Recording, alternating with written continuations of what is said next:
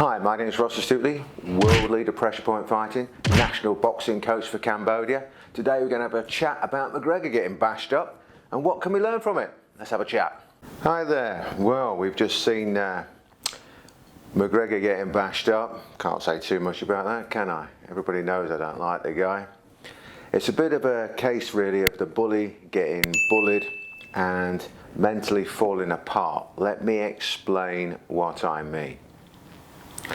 When you've been in charge before, when you've been the one bossing it in fights, when you've been the one thinking you're the best, and all of a sudden things aren't going quite right, the distance and timing that previously was putting people away, all of a sudden the other guy's got an antidote to it. It's not necessarily that you've got any worse, it's just that you haven't improved, and or the other guy has improved a lot. Now, you see this happen many times, all the time with people, where they think they're much better than they actually are. And then they come to this sudden realization, hold on a minute, this ain't working how it should. I'm supposed to be winning this exchange. That punch is supposed to put you away or put you in a load of trouble. Now, if the other guy's just improved a little bit, a punch that previously put somebody away might only hurt. I mean, there comes a stage when every punch hurts, of course, you know what I mean. But people who've been in there understand that some punches might look good from outside, but they don't do much. Now, Poirier already admitted that he got hurt. You can see him wobble a little bit, but McGregor was unable to follow up, unable to put him away. Why?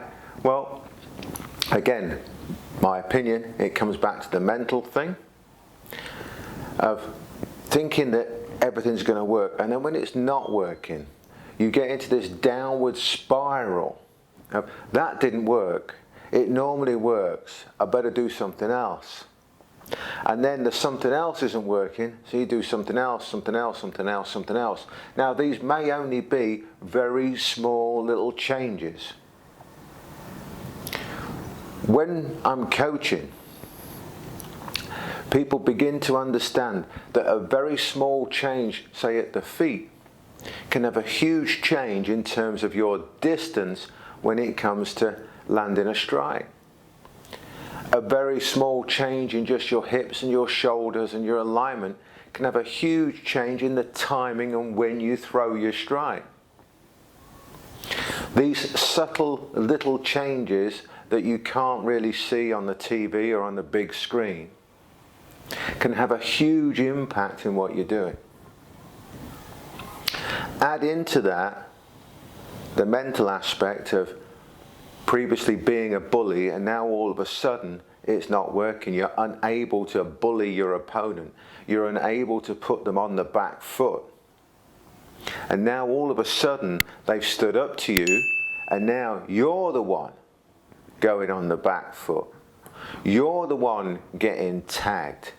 You're the one that's got his distance wrong. You're the one that's got his timing wrong.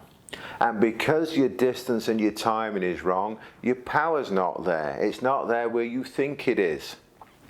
So all of a sudden, the punches that you do throw aren't having the effect that you're expecting them to have, that you're used to them having. Why? Because all those other little things are wrong.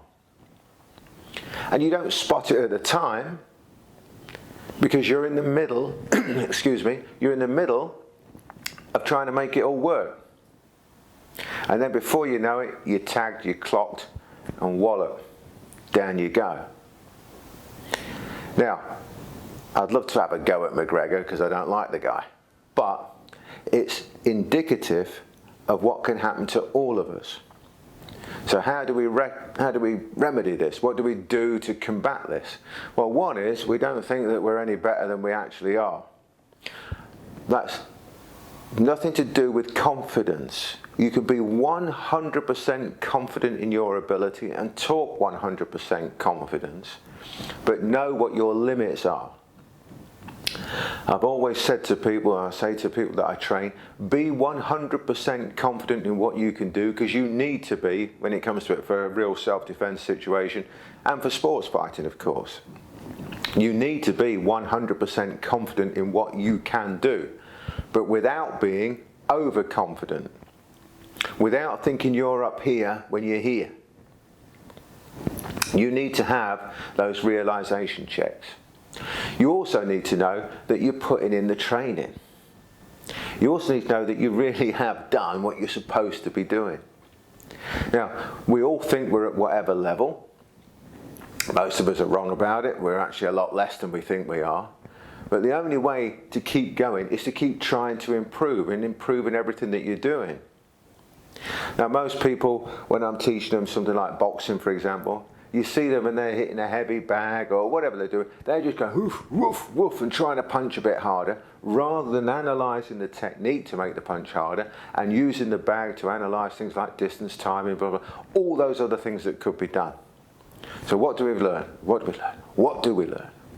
We learn, get this right, train harder, smarter, not just hard, hard and smart. Try to improve in everything that you do. A little bit here, a little bit there, a little bit here, a little bit there makes a huge difference. Remember, excellence is just lots of little things done well. That's all it is. You don't have to be great at everything. You just have to do lots and lots of little things well. And all of a sudden, you have excellence. Anyway, that's enough of that. I hope we've all learned from it. Get training, get learning, and don't worry about McGregor.